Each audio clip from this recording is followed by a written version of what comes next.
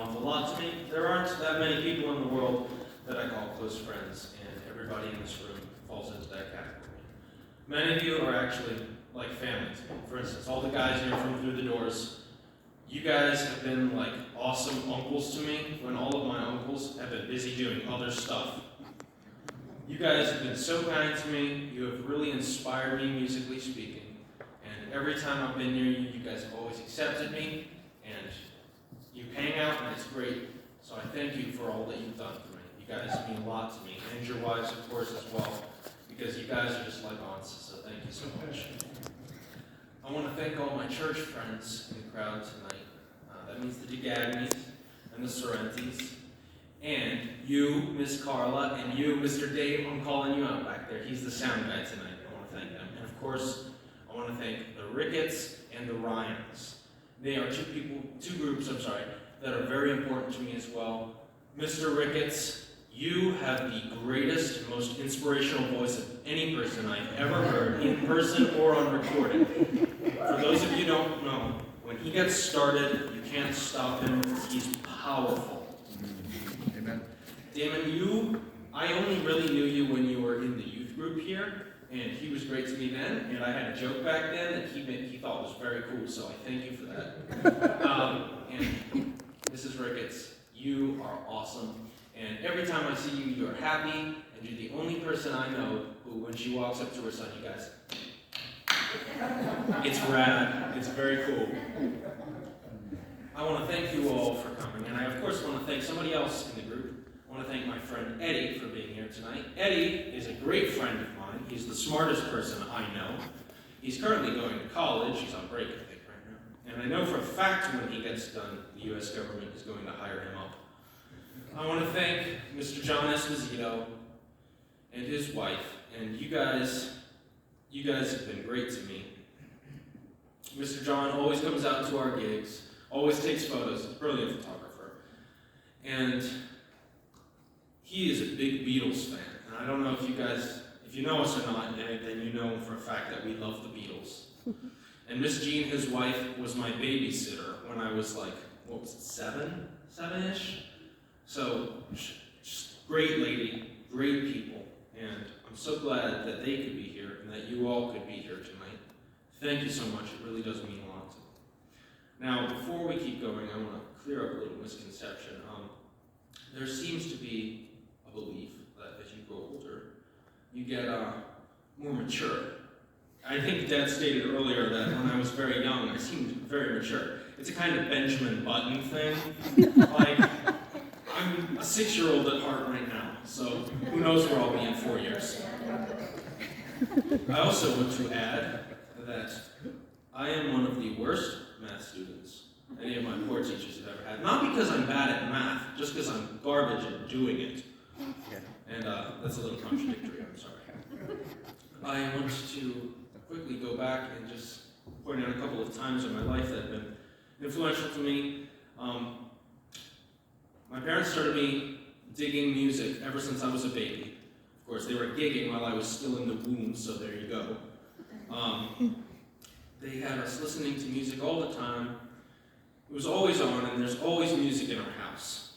And I think that's been probably the greatest thing for me. I'm a little sad I didn't turn out with perfect pitch or something, but yeah, you get what you get. So it's been great there, and it's always been great playing with them. When COVID hit, it really whacked the music empire. I'm sure a lot of you know this, a lot of you are musicians. And so when that happened, things got toned down, my parents stopped gigging out, and I started working on more music. I was already homeschooled at this point, but this is when I took an interest in music. So I'd been playing drums for a while, and I started playing piano and really digging it. And then we moved in, I think, 2021. In 2021, we moved from our house, and for a very short period of time, we lived in Vermont in our RV on a campground, great campground, right next to a piece of property owned by my grandmother. And it was here that I really started getting into the piano. The reason, of course, being at the house I had a drum kit. In an RV, you do not have a drum kit. I was able to pack a keyboard, so I started learning, and of course, Mom already mentioned it. Somebody who's been very important to me is a guy named Keith Green. He was a Christian artist.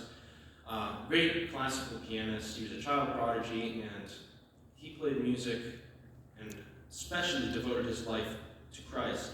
Right up until the time that he died, which I believe was in 1982 or something. He died in a plane crash. But his music, especially his Christian music, was very influential to me, as I'm, of course, a Christian, and I love music. So that was something that really got my chops going. I don't know what 2021 Blake had, but whatever he had, they should bottle it and sell it to sports people. Because I was like a bullet train, man. I was going for it, and I think that's something all people should strive for, that kind of attitude. Anyway, we bought a farm in Vermont, and we've been staying with my grandmother because she was sick at the time, so we started taking care of her. And I started working more and more on music, especially piano. Soon piano kind of took up every spare moment of my time. I stopped playing with Legos. And I probably haven't, apart from some school books that I read, I probably haven't genuinely read a book in about 3 years, which is abysmal, but there you go. The music part of my life got kicked into overdrive at that time because my mom was taking care of my grandmother, but gigging was legal now. So I started going out and playing duos and trios with my dad, and this was a really formative time for me. I learned a lot of things. I started, of course, playing bass in my left hand. I started learning how to play bass, and I was just subbing on a lot of gigs, and that was really important. Also, kind of around that same time, I started playing drums for my mom's Piece of My Pearl thing, which was great because I love that drumming. And I love the Doors music too, so all of that worked out very well. In my last 2 years or so, 2 or 3 years, I have started getting into jazz. It's something that I find very personally important to me because it allows you to express a lot of emotion that otherwise might be hindered by classical music or even pop music. It allows you to stretch some boundaries. Sometimes it's good, sometimes it's not. And so that's been my experience with music. And our school years have been very, very interesting since I left public school. Of course, the most important thing has been our Bible class, and that by no means means that we neglect anything else. We're on all 8 cylinders here.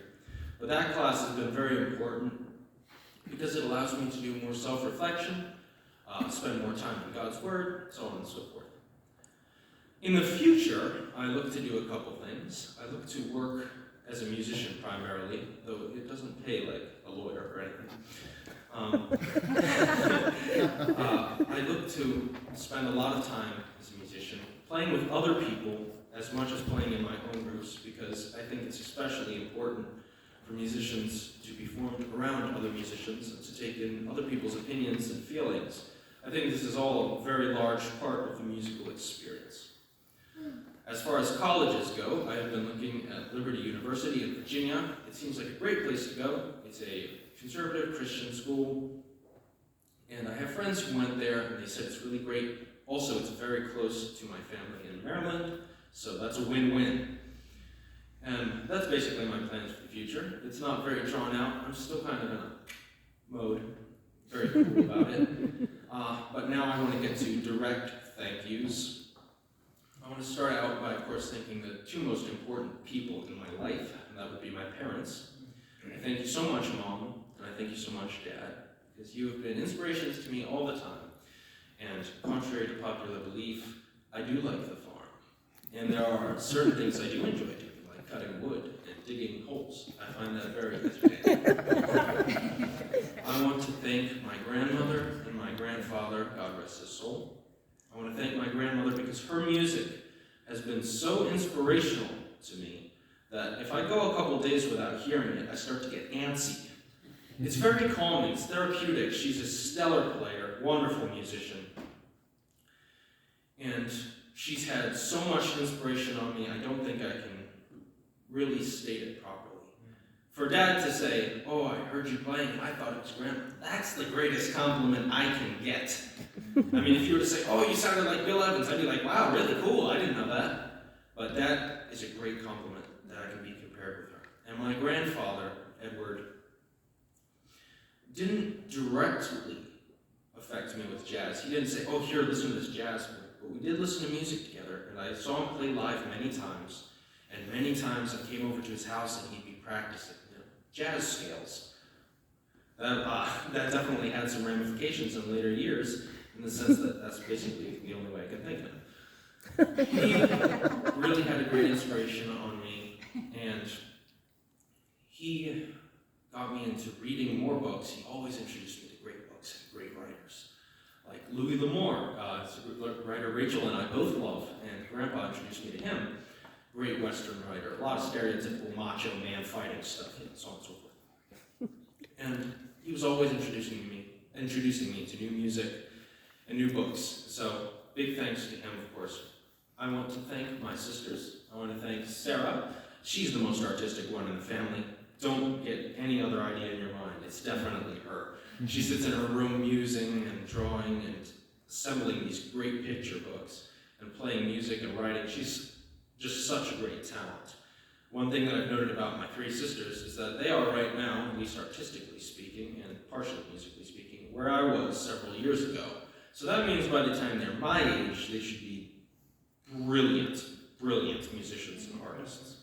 I want to thank Josie because she's, I think, not the most energetic, but she's definitely the most go-get-em attitude person in our family. She goes for everything. If you say, Josie, we need a bass player, and she says, okay, and you say, here's the song list, and she's never played the songs before. There are people out there that would say, no, we're not doing that, sorry. But she instantly sits down and starts working on it and grinding. And Josie is also the one kid that helped me in my jazz endeavors. She was my bassist, and will join me some other time, I do hope. Yes, she will, she says. And she is the one kid who, wasn't completely shut down by that weird tonal stuff. I want to thank Rachel because she really appreciates jazz, which is mind-blowing to me, but she's got quite an Ella Fitzgerald kind of style to her. She does a lot of scat solos. She likes bebop, and she's a great artist. She's, of course, the reader in the family. So I thank all of them. They've been lovely. I want to thank somebody who's not here right now, which is the old pastor of this church, Pete. Pastor Pete was a great guy, and I appreciated his stuff very much. Very cool dude, cool musician. And I want to turn my attention, of course, next to our current pastor, my current pastor, my youth pastor. I'm out of the youth group now, though. But he's still my pastor, Pastor Kyle.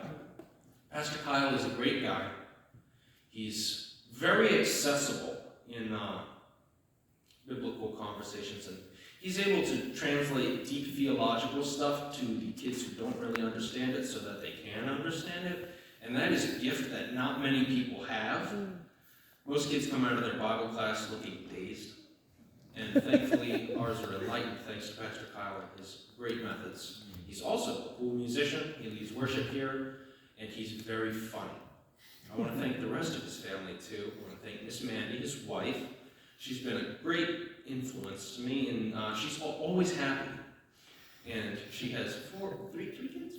No, three kids. 3 kids and a dog. Yeah, we got a dog. And if you can put up with a dog and the 3 kids, then you're superhuman. So Miss Mandy's great, and she is a big fan of Robert Frost, who's a poet I really love, so we're poetry pals. And of course I want to thank the 3 kids. I want to thank Noelle and Pearl and Simon. Noelle is the sensible one. She takes care of the other ones.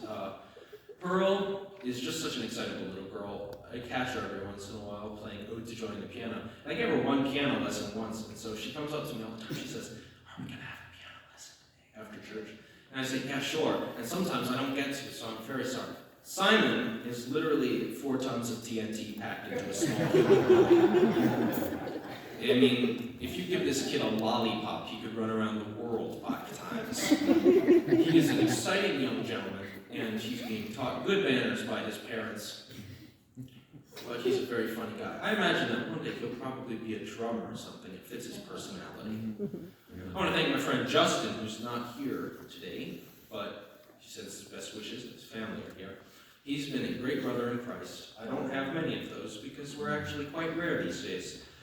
And at least the younger ones, And so he's inspired me. He says I've inspired him, which means a lot to me. And we are also musical friends. He plays the piano, great pianist. very creative. He specializes in romantic waltz sound.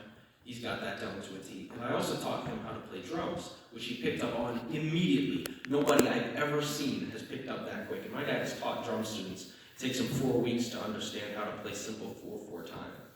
Justin picked up on it right off the bat, paradiddles, offbeats, all of it. I've got him playing in odd time signatures right now. He's killing 5/4. I want to send a special thanks out to my other grandparents, my dad's parents.